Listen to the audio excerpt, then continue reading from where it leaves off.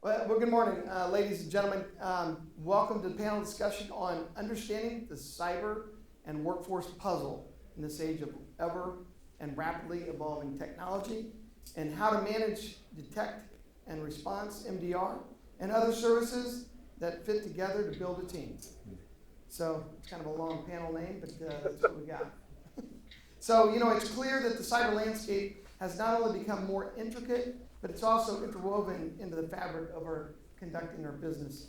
The nexus between the world of bits and bytes and human capital make organizations tick never before so crucial. The cyber threats are prolific and have become more sophisticated, and security strategies and workforce need to counteract them and must evolve in tandem. These questions are no longer being just about having a firewall or antivirus solution, but how to have a comprehensive service such as MDR seamlessly integrated into our teams and broader security architecture. Today we're fortunate to have a great panel of experts on to help us shed light on this puzzle. They'll help us navigate on how MDR and other pivotal services come together, not only as a safeguard to our digital assets, but also building resiliency, forward-thinking team, and equipped for the challenges of tomorrow. As we delve into this intricate puzzle, our aim is to provide clarity, inspire robust strategies, and foster collaboration, and will propel our industry forward. Whether you're a seasoned cyber veteran or just becoming new into the cyber industry, I'm confident that the light shed here from the panel here will have some immense value. So joining me today are the panelists Christopher Bowen, with Senior Solutions Architect at eCentry, there you go. And Jim Ashby, Executive Director of Cyber Academy at Cyberdome, USA. And Richard Connor, President of Lockstep. Lockstock, cybersecurity. Yeah. No barrel. Let's go. And I'm your moderator, Jeremy Miller, and I'm the CEO of Lionfish Cybersecurity. So thanks for being here this morning. Thank you. Let me get my notes, my questions.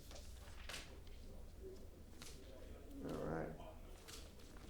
Does anybody want to make any opening remarks before we start? I will. Hey, go for it. For me, everything that we're going to be talking about today will be more of the architectural approach. And for security, it starts with the CIA triad: confidentiality, integrity, and availability.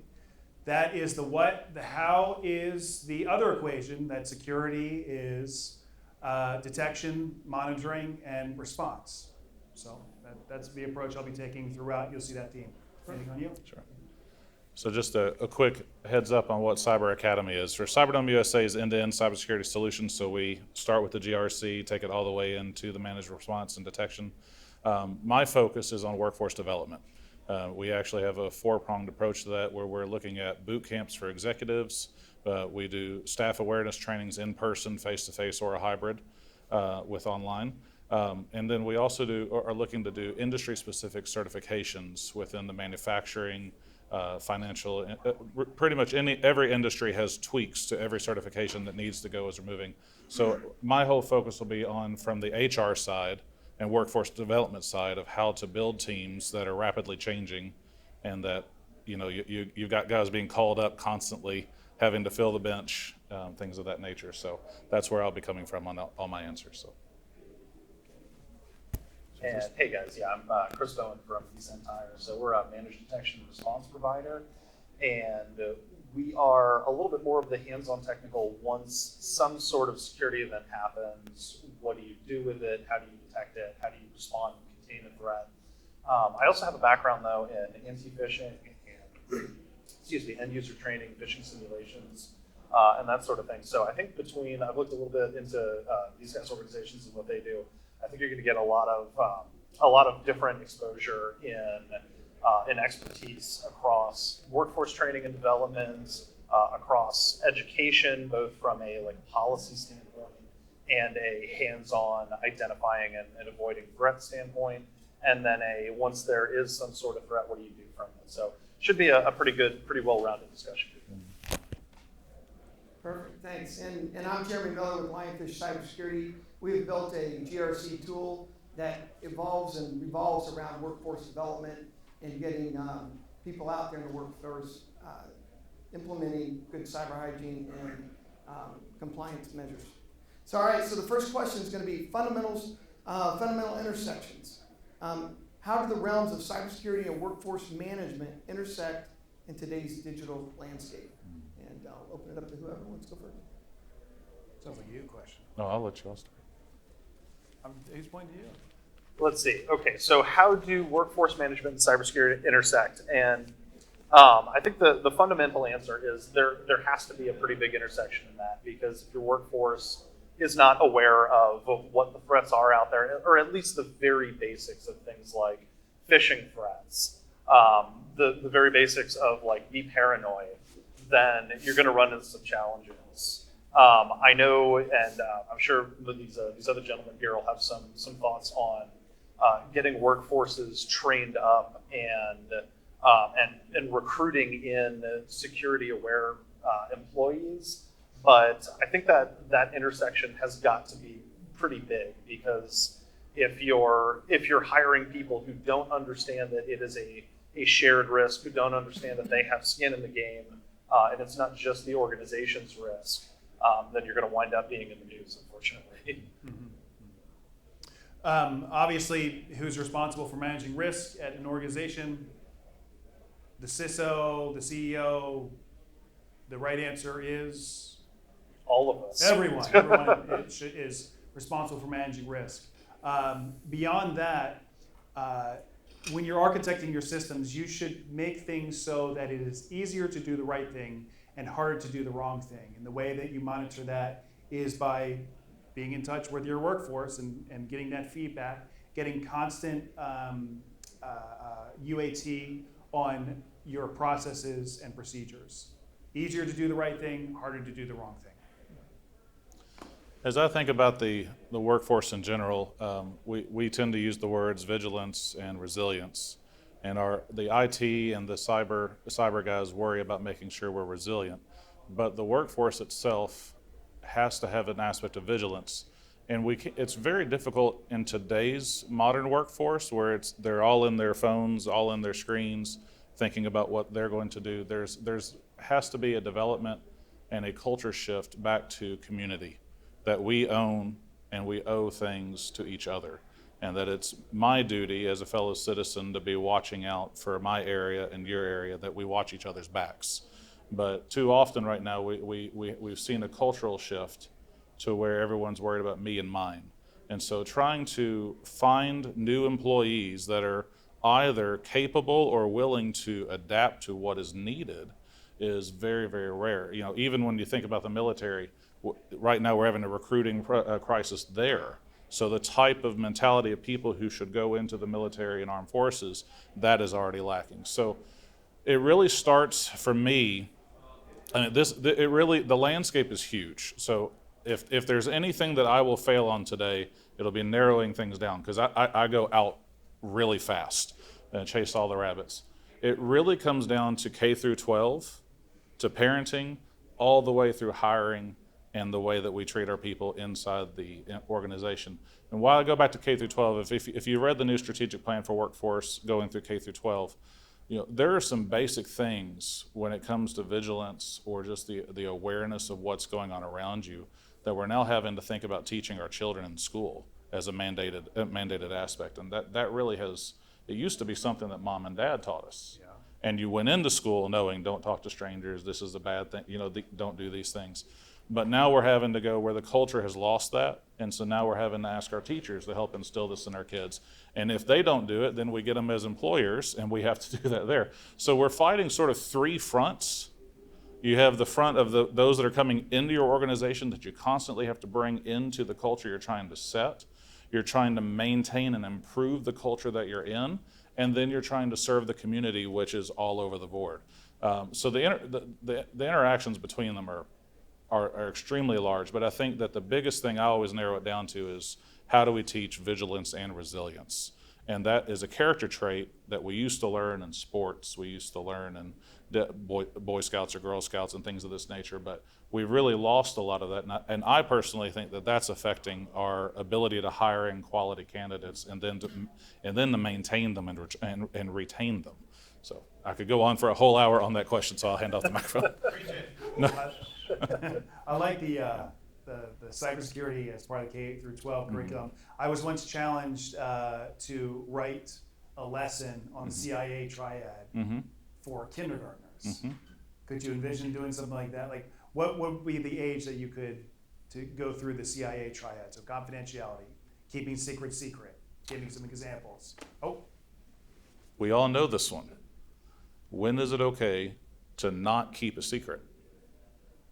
So so if your friend is in danger or there's abuse, and we all have that. So we have those little things that we've been doing, but applying it to the different parts of the new world are there. But that would be one of the easiest ones that I've always started with my children is like, yes, you keep your word. You don't need to tell me what little Johnny said, but if little Johnny's daddy is doing something, I need to know because I'm going to help. So that kind of mentality. I actually think that's a great idea. Say that's tough though, because the other side of that coin is that threat actors love to exploit people's emotions. I was actually just talking to my Uber driver last night. He was telling me about a scam that he and a bunch of other Uber and Lyft drivers have, where a scammer and a passenger will get together. They'll get the driver's name and information about the car, and then they'll call them and say, "Hi, I'm calling from Uber, and you're about to get fired unless you resolve these problems. I need you to send me a copy of your driver's license and a current photograph." So the threat actors love to target people in all kinds of ways that try to circumvent those thought processes of course, you shouldn't give out your social security number. You shouldn't give out your password. You should not infect your machine with malware. But threat actors love to find new ways to pull at those strings that suspend your ability to think carefully and critically and to make those decisions. so you're saying we need to introduce authentication and authorization earlier? I am. So this goes to the next one. It's a balancing act, right? With the constant evolution of the threatscape out there right now, how can organizations strike a balance between keeping up with technology and ensuring the workforce is adequately trained? I'll start with this if you don't mind. Go ahead. The first thing you do is you take all of your critical IT security assets, you unrack the servers, encase them in concrete, throw them into the ocean. They are totally safe and secure. Barring that, user training and education is probably where you want to start. It starts, as you said, it starts hopefully long before anybody reaches that corporate environment, but onboarding materials to train users, let them know what threats you're seeing, let them know what threats your peer organizations are seeing. And if you don't know what they're seeing, join a group, start a group where you can share that kind of intelligence.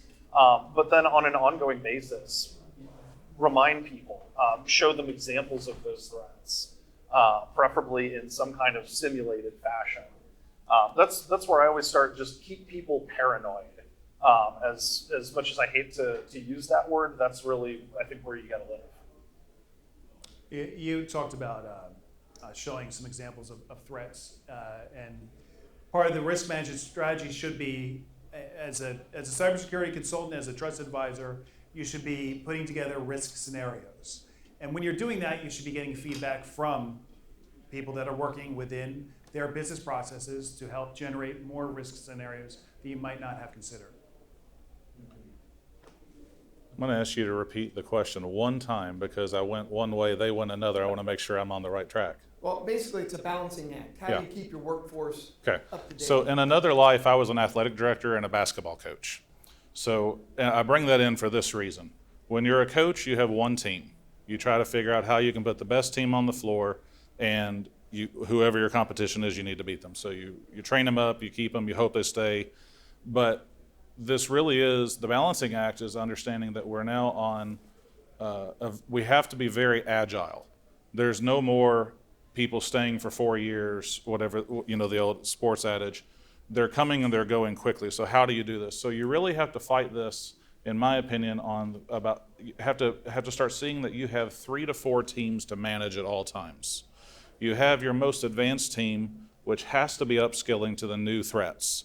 When you think about the post-quantum cryptography, things of that nature, who are the best of the best that need to be going forth to get to that next part? What they're vacating, how are you training that, your JV team to take over that varsity spot? How are you getting your JV team ready to fill those spots? And so what I think is actually one of the best words of advice that I ever got was to be comfortable in ambiguity. So I think we've come to a point where the data and the system has so far outpaced our ability to control it that we need to quit thinking that we can. We can only mitigate what risk we are able to identify and put walls around. And even there, it's still difficult.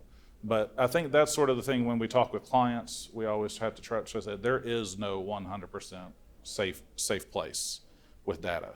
There is only best practices and we can do this, but there's always a way to get into the vault. And so for me, I think that balancing act is really having a large focus on whole of organization training and upskilling to constantly be able to fill the spots that are needed and that are coming. So again, I always will cut myself short because I will talk forever. On that note of the ever-changing, hard to keep up, I'll be the first one to drop the buzzword of AI. I mean, we're going to be using more and more AI to keep up with the pace. So helping people use AI tools optimally. For example, ChatGPT. If you ask ChatGPT a question, it will give you an answer, which is strange because if you were to ask a person a question, they will probably follow up with other questions. So best practices for working with a large language model is to give some more beefy prompts, like give some parameters, give some scenarios. And again, to keep up with it all, we're going to have to use AI tools. We're already using them now. Helping empower people to use those AI tools optimally will also be beneficial. All right, we're going to switch it up a little bit. We have firewalls, antivirus. Aren't we secure? What other tools do we need to be secure? So to your point a moment ago, there is no perfect security. If there were a perfect security solution, I would be selling it to you from my mega yacht. That's what I always tell people.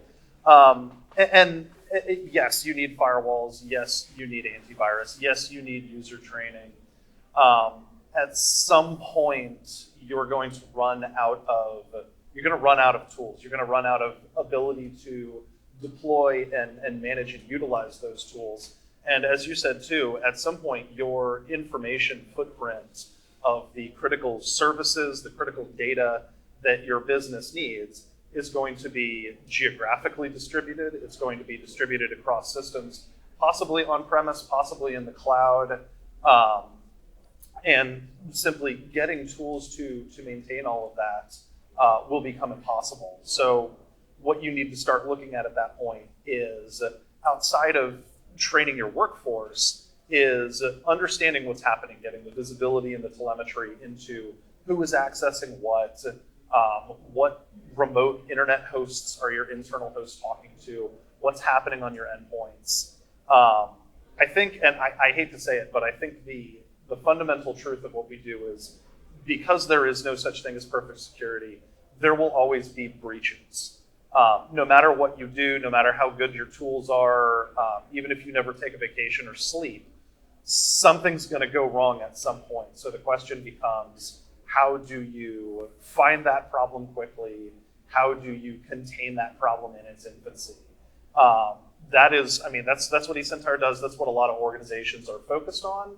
But I think that's a big part of it, is understanding and coming to terms with the fact that there will be at some point some kind of breach, and putting a framework in place where you can see what's happening and you can catch and take some meaningful response to threats in their infancy, when it's a cleanup on aisle 3, as opposed to a, oh crap, I need to update my resume and call my lawyers. So you have the entrance to this building, and we have our authentication authorization. People come in here with their Louisville Techfest badge. They paid for their ticket, and they can come in. There's not much of a threat of anyone else wandering in here, and if they did, we probably would not push them away. They'd probably fine if they want to hear about, some boring dudes talk. They're more than welcome to. If we were to go across the street, there's probably a bank close by there. They have different configuration of how they're letting people in and out of their buildings. So yes, firewalls are good, but they need to be configured just like any other software, and that is complex, and complexity is the enemy of cybersecurity. So that is one thing to consider. 2, why not just firewalls and antivirus? That is one layer of defense, and we always need to think in terms of defense in depth, or layers of defense, so that if one of those things fails because of not the correct configuration, or there's someone who spends every waking hour trying to defeat one of the firewalls that is in production, or has old software on it and is easily exploitable. Get through one door, you have to go through another. So that's where the other things that we've already talked about, the employee training, authentication, authorization, CIA, et cetera. So I was, just to add a little bit to it, when we think about north-south traffic and the need for zero trust architecture, I think about, like, if we were to have a rabid dog somehow get into this building right now, and it went into that room, we would immediately close the doors to keep it in that room. And so I think there's an aspect to where when we think about east-west traffic and the way that we're going to make that defense in depth, if we don't start getting ahead with implementing zero trust, we're going to still have the same thing we're having with some friendly neighbors here who found out, the threat actor's sitting there for 6 to 9 months, moving around, figuring out the lay of the land. Can I move up at this point? Can I not? Let me try another place. Versus, hey, they got in, but they can't get out of that room. So there's an aspect to that where we really are, the gentlemen that I work for are years beyond me, but I will just say that the firewalls and everything, they're still based off theory from 15 to 20 years ago. And so just like with everything coming out in R&D, which is probably not going to be mainstream for 5 to 10 years, we're constantly having to say, how can we jump to that next upcoming thing as fast as possible, understand it, train our workforce to use it. So that would be another way where I think that, again, workforce development is key to everything. So You mentioned a threat being within your organization for 6 to 9 months. Is that what you said? Mm-hmm. Does anybody know how long is the normal life cycle for someone breaking into your system before you detect them being in there? It's about 6 to 9 months. Long. that's why I use that number. And that's if you detect it at all, as opposed to the Secret Service coming and knocking on your door and saying, hey, you've been breached. Mm-hmm. That's correct. And the things that we're talking about, firewalls, that's typically for outsiders. There are also insider threats that you have to consider as well. Yeah, I'm going to go a little off script here. So in a past life, I used to be a Green Beret, and a lot of this stuff that we're talking about, security, how security professionals are, I feel like I'm more of a business guy, right? I'm a biz dev guy. I see problems, I want to solve them, and everything that I can do to support anybody that's in the industry as an engineer or anything solving these problems, I'm all in. I'd like to say something about the ambiguity, right? As an SF guy, you're masters of chaos. That's kind of the MO. And there's other aspects about this too. People are more important than hardware. That's one of the first special operations truths, right? It doesn't matter. Hardware fails. People fail. But people are the most important piece of this. So, this whole workforce thing, your technologies, these are huge. I mean, you guys know, who in here is not in the industry?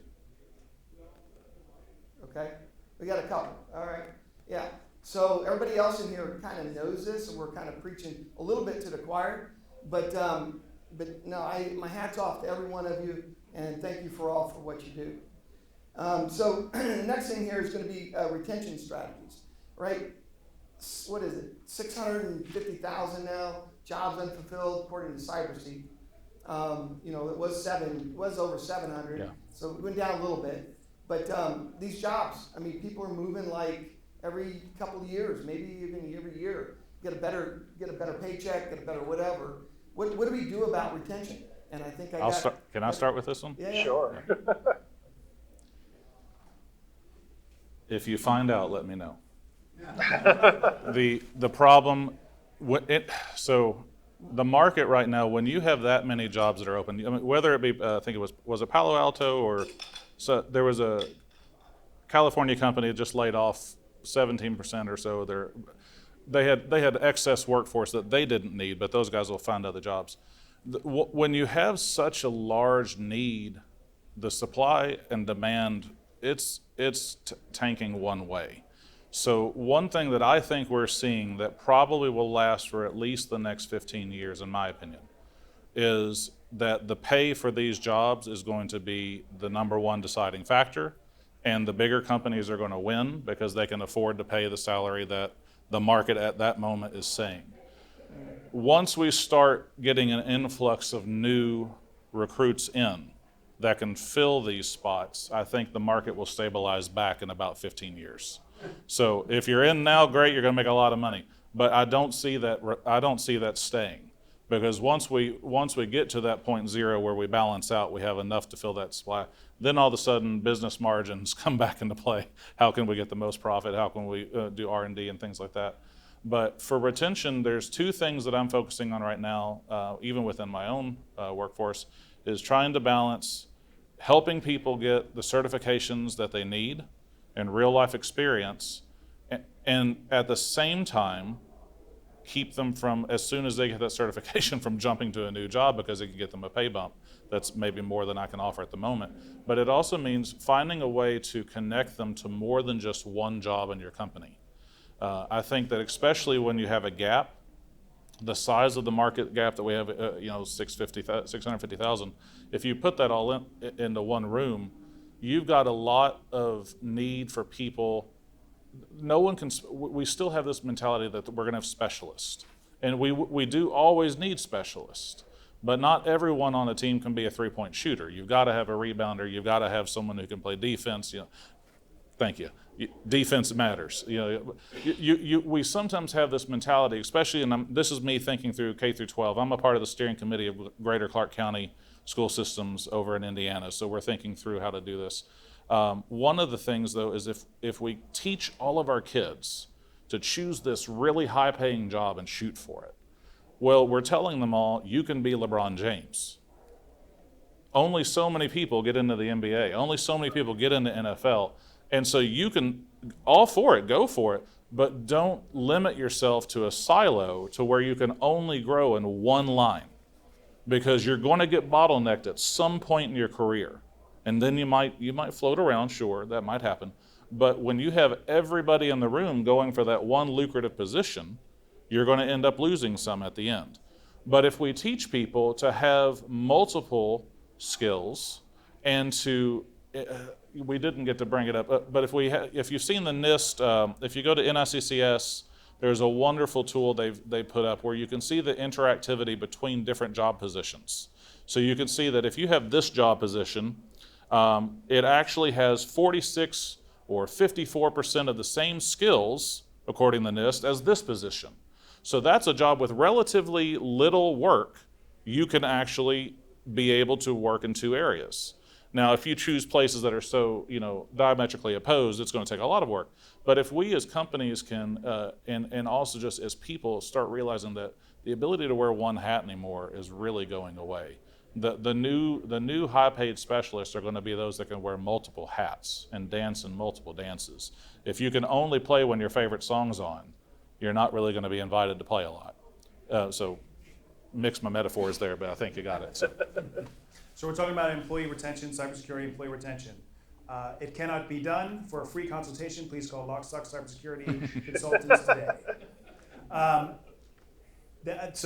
Everything I'm going to say kind of sums up into that pitch, is that it is difficult, and cybersecurity resource working for a company, sometimes they're the only person there. They are seen as a cost center because they cost a lot of money, and a lot of our types are those that are only outgoing enough to stare at your shoes rather than their own. So they will end up working for consultants like myself. If you look at some of the best consultancies, they have the leaders that are unhirable. They are writing books. They're giving webinars. They are unbelievable talent. And they would never go work for a corporation, some risky startup. So I think that's going to expand. There's going to be more consultants like me that are going to be spinning up solutions and services to meet the needs that so many companies, all companies need. I had one more point before I pass it on. It might come back to me. No, that's okay. And you make a good point about what I would call the unicorns. Yeah. The people who are really, truly experts who are at the top of their craft. I've had the pleasure of working with a decent number of them in my time. And I can tell you, they're few and far between. The large majority of what most organizations need, though, is they need somebody who's entry or mid-level, who can do the basics, who can contain the threat, who can bring down the dwell time, and only once in a while do they need a true expert who can really come in and do the hard drive imaging forensics type stuff. And it's really hard to retain those people. Just some stats here I looked up. The Bureau of Labor is projecting cybersecurity as an industry to expand by 35% over the next 10 years. So that's huge. The last number I saw from ISC Squared was a negative 13% unemployment rate in the cybersecurity industry. So What does that mean? it's a bad combo We can't where your catch up. workforce What does that actually is mean? a lot of millennials and older Zoomers who get so bored. Yeah. And they, they'll work for a year or two somewhere and they'll be like, oh, all right, maybe I'm going to go look for, somebody's going to give me a raise down the street, or I'll just go get a change of pace somewhere. So I think, one, you have to build a good corporate culture, build a good culture that encourages people to come, but then have in your retention program, have some provisions, something to help prevent burnout. This is actually a big challenge for us. We operate a 24/7 SOC. We actually operate two 24/7 SOCs. So we have something like 250 employees who work in this context where all day, every day, all night, every night, they are picking up the next work queue and investigating. Is this a threat? If it's a threat, contain it, investigate it, do the root cause analysis, and then pick up the next work queue. And it is really hard to prevent burnout in an environment like that. But one big thing you can do is work on things like force people to take breaks. We actually have our back-end platform that they work off of that drives their workflow has a timer on it. And after they have worked for an hour on something, it locks them out. It says, go take a break. So that's helpful. We force them to take vacations sometimes. And banks and whatnot do that so that they can detect patterns and see if anybody's siphoning money out or what have you. But we do it so that we can force people to go spend time with their families or take the new hobby or something. The other two things I was going to say that were exactly your first two, which was one, pay them well, and what was your other one? That was after I don't know. Oh, geez, I'm sorry. My coffee's still kicking in. Maybe it was multiple. Was- Being able, Right. So, and I think those really become the fundamentals. The other thing I'll say, I think, is you kind of have to lean into that. The culture is your lower and mid-level security experts want to bounce around, and so lean into that. Accept the fact that your employees may work for a little while and then move on. Investment, certification, career path, that's what it is. Sorry. But invest in them, give them those opportunities to go get certified for things, show them a good career path, but also accept the fact that your employees, they may do that. That's just the culture we live in. So I think building up that corporate culture to attract new talent and keep that pipeline going is really important also. I know East Entire, we have partnerships with a couple of universities up in the Toronto area where we're headquartered. And we have that as kind of a pipeline. We work with students and get them engaged before they're entering the workforce, so that when that time comes, they have, one, some skills that we've helped to tailor, but two, they know who we are and they see that as a good position. So we have that as a talent funnel. On that note of the certification program, one caveat there is like SANS GX certifications, they're like $8,000 a pop.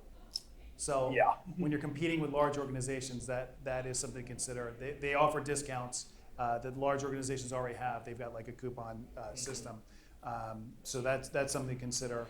So culture, you spoke to culture, that's going to be a big part of it, making them not feel like cost centers. You do that through analytics. You do that by showcasing the value that that your cybersecurity resources are adding. I remember what I wanted to say, and it was wrapping off a couple of stats as well. CIO Magazine published an article, the hardest jobs to fill, and 22% of respondents said cybersecurity, 22% respondents said AI. Those are the top two. The other one I wanted to wrap off, there's a CISO handbook. Anyone heard of this before? CISO handbook, a CISO handbook. That says the rule of thumb is the ratio should be for every 6,000 employees for a non-highly regulated industry, which is few and far between these days. It's 6,000 to 1. For every 6,000 employees, one cybersecurity expert on hand.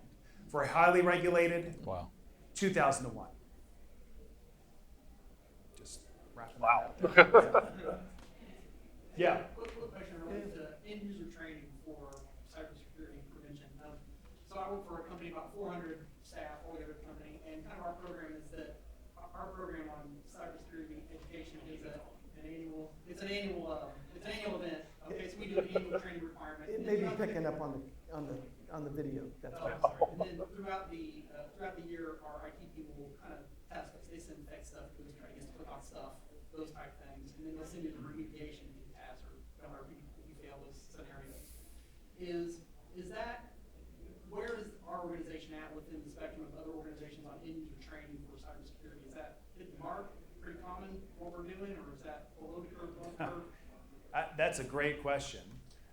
Most organizations, so a couple things on that. I'll take the mic just in case. I don't know where it's going. Just in case.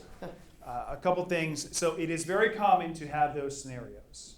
How good are those scenarios? I promise you, it is very easy to trick anyone. Unbelievably easy. It's very easy to make an email that's completely legitimate, that I would click on, that any cybersecurity expert would click on. So that would need to be measured. How good of a program is it? The second thing you said was your IT team is putting this on. IT builds things. They can build you anything that you want. Cybersecurity, they build things correctly. They consider all the things that can go wrong. And one of the things I'd want to know is this being led by an IT team that found this thing over here and put it together and put it into place? Or was it put together with a cybersecurity expert saying, here's how we're going to do this and here's some things that could go wrong? So it's a great question to consider though. Is the program that we're doing, is it any good? How do we compare it to others? And it's a difficult question to answer. Totally agreed. And yeah, this isn't on at all, is it? I don't know if it's picking up on there, even though you. Yeah. They told us to hold it. I'll hold it just so I look cool.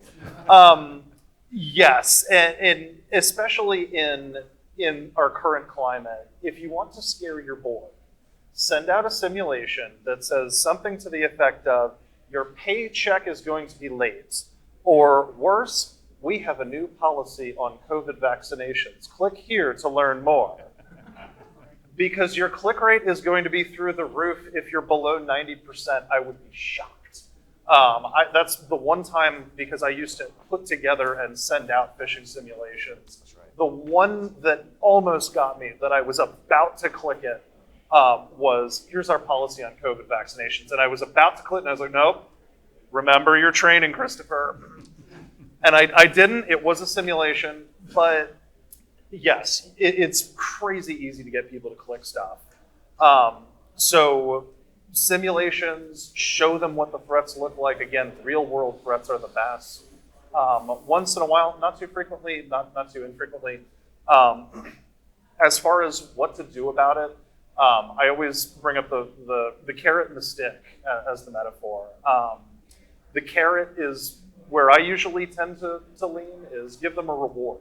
Hey, if you report this quarter's simulation or this month's simulation, cool, we're gonna enter you into a drawing for a free PTO day or a gift card or what have you. A reward. The other side of the coin, though, is the stick. I know a very large bank that has the policy that the first time you click on something in a year, you get a reprimand email, you get enrolled in automatic CBT that you have to take some computer training. The second time you do it, you have to retake the CBT with your manager. And they just let that situation resolve itself. And the third time, you're fired. So carrot and stick, again, I prefer carrot. I think it's more motivating. There's lots of other approaches out there like gamification, but honestly, it's really hard to do that without people kind of finding it to be a little bit cheesy. Let's talk about why you're doing this program to begin with.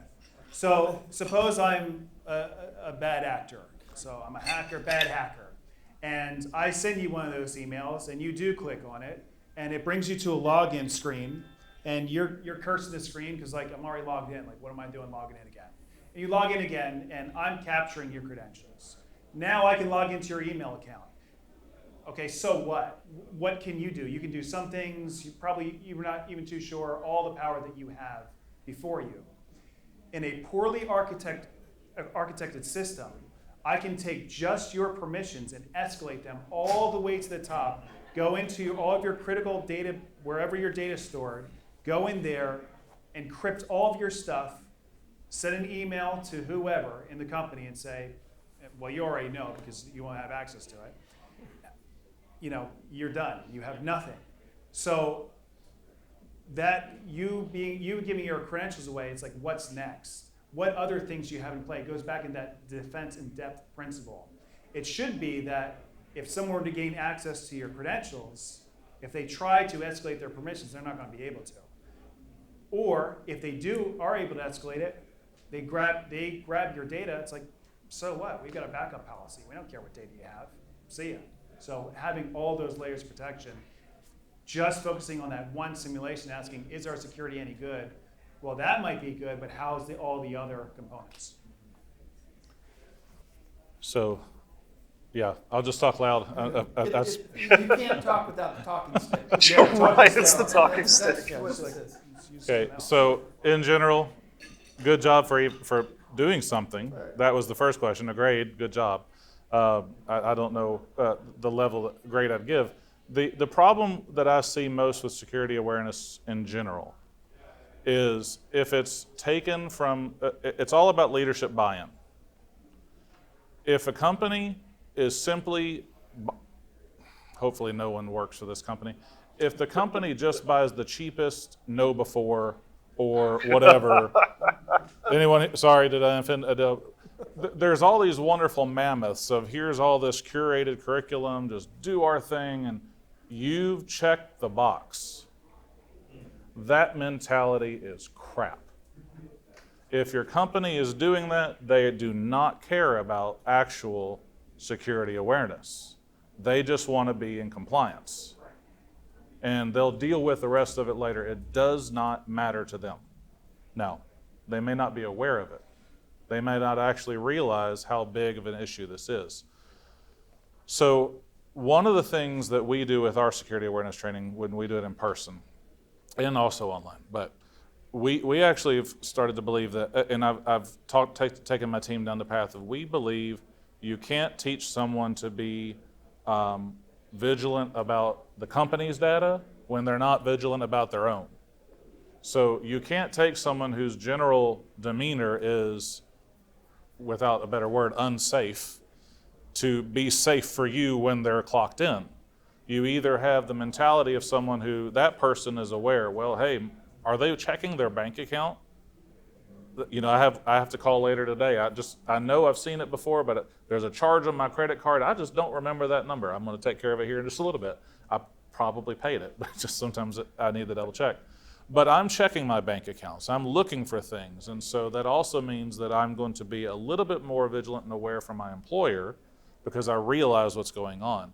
But a lot of times this check the box mentality is, well, for the company to be compliant and to say they've done it and to get past this regulation, just do this. It's not actually trying to do anything. It's trying to get away with doing nothing. And so that's where you'd have to look at what you're using. You can look at the metrics and say, well, they're not clicking on this or clicking on this. And even, I think metrics are we haven't really figured out how to really do this at a corporate level yet. We don't even understand it societally.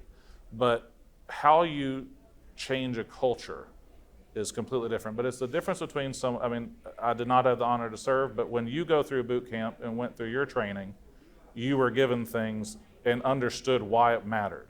And so I know several guys who were ex-spec ops, and they still would not be comfortable being in any of your chairs because of the glass doors behind them. We are the only ones comfortable in this room. Actually, I'm not. But all that For other reasons? for other reasons. But two of my employers are in the room, so I'm always watching from my side. But so the thing is, though, is like when you're trained into that and it becomes a part of your life, you're constantly on the lookout. But again, I think this goes back to that problem of it's not just corporate culture. We have, I have to talk to my wife will not watch this, but I've had to let my wife know, don't click that thing to find out what Disney princess you are. And when it asks you your mother's maiden name to help you determine that, you definitely don't click that one. But it's a culture of, it'll be all right. It'll be okay. It doesn't really matter. Well, until you start to realize that your data is at stake and your dollar's at stake, you're not going to care for your employer's data and dollar. So I think that it really comes into, there's no real one line, hey, what's the right one? Ours may not even be for you. It's really about the corporate culture from leadership down. Do they simply talk the talk and say what they need to get through it day to day? Or do they actually walk the walk? Because how many times I went to one of the securest buildings in southern Indiana and accidentally let someone in through a secured door, because I was raised, you hold the door open for someone who's older than you. And so just seeing them walk to a door, they pulled on it, it was locked. I was like, oh, here. I'm not even part of this organization, but I let someone through their door. But to overcome these types of things, it really does take a mindset change. And so, again, I'll go on forever about this, but I think that's really I'll just stop there and we can go on to the next subject. Yeah, and I'm going to pass this back rather than open. Oh, she's the best. Yeah, we got it. Yeah, she's all of them. There you go. All right. No. Well, we got a few more minutes, and I do have two more things to talk about. One, I'm going to piggyback on your culture of this. And anybody in here have TikTok on their phone? Right. Do you? Yep. Yeah. And I do. Why do you have Because TikTok? the risk is different for me. I'm a business owner and I'm a content creator. Yeah. And thus, I have it on my phone. Nope, sorry, talking stick, there you go. It's the same thing with social media, right? It's like, I want to be private. No, I can't be private. I got to be the face of the business, so I'm pushing things out there. Mm-hmm. So when I have things set up, I have things defense and death. I was going to ask a similar question in here. How many people in here have a separate email account that's tied to their bank account? How many people in here have a verbal password set up at their bank? Like little tiny things that I was going to say, opening up a can of worms, taking your own medicine. There's a lot of risk out there, and it's a lot of work. Very complicated to manage all of it. Well, I don't want to be TikTok bashing, but with the way China is and CP, the whole thing, and they get their data, that does make it more of a challenge. It does. From that aspect. So, all right, that's one. The last thing we'll talk about here is diversity in cybersecurity and the mindsets. And again, this goes back to culture and how different people treat different things. And what do you think, and how important is diversity in cybersecurity workforce, and what steps can be taken to make sure it's a more inclusive environment? All right, I'll lead off. I think as in basically any context, it's very important, especially bringing in different ways of thinking about things, different ways of doing stuff, and that can come in a lot of different ways. Another aspect that we've already talked about to look at it is just getting butts and seats to fill that workforce requirement. Like it is clearly, it is a male-dominated industry at the very least. So yeah, bringing in that diversity to get different mindsets, different ways of solving problems, different backgrounds, different training, I think is really important. I know, again, back to ISC Squared and what they're doing, they have a couple of really big programs that they're working on for recruiting in and bringing in for certifications. They have programs, especially for women, but for all sorts of minority groups, just to bolster that presence and bring in that additional kind of thought. This should be a non-issue. I mean, we just talked about 22% of CIOs have difficulty finding resources. It should be a non-issue. We want everybody. Anybody who's interested in doing this, come on in. If you as a leader have difficulty communicating, that's on you. Learn how to be a better communicator. Surround yourself with a diverse group of people. Understand perspectives. Listen more than speak. I think that the number one thing for me in answering this question is always that as long as there is unity of focus and culture, as long as we're all there for the same reason to do the same job, there's no fences outside that we should be putting up. Exactly. But the goals have to be the same, because if you're protecting your buddy's back, you're working side by side, you have to have a single-minded mission, and that's the only gate that we need. And so much more likely to be exited from an interview chair if you don't share that mission. Yeah. So that mission critical is all we're here for. Like that's the answer. So we've got, before you pass it back, keep it. Okay. We got 2 minutes left. Give me some closing remarks, and we're going to wrap it up. And get Closing remarks. Okay, so I think that one of the things that our company is trying to look at is trying to interact with working with new certifications specific to industries. We've got a lot of commodity certifications that are good for those that are in industry, but one thing that we are going to be working on that is an area that is lacking is upskilling current workers in industry with cyber training. Rather than seeing someone come in that came into it through cyber, and then where can we put them? What about the guy who's a machinist all his life? How can he reskill to a new thing that can then protect his smart manufacturer? And I would be the first example for our company, 17 years athletic director, basketball coach, and now I'm leading a workforce development for a cybersecurity firm. It has taken drinking from a fire hose. And these gentlemen outrank me in technical knowledge, but the ability to work together is there because we now have the same mission. So I think that's one of the things that I would say really seeing in your industry, who are the people that you can skill up? And she's telling us to cut it off, so. Sorry. Cybersecurity should be a healthy combination of whiteboarding and keyboarding. I like that. When people do break in, you need to make sure that the amount of time, the dwell time that they're in your environment is minimized. You spoke earlier about how compromising an email password doesn't seem like that big a deal, but can quickly escalate. It's noisy when a threat actor does that. And if you have good tools, good partners in place, you can detect that stuff. You can contain that while that escalation is in process. So I think, it unfortunately, this is not a problem that has any one single solution, but from bringing in the right people, training them up, retaining them, everything we've talked about here, pretty good building blocks for a secure organization. Yeah. Well, thanks a lot. Thank you very much for joining us today. Let's give our panelists a round.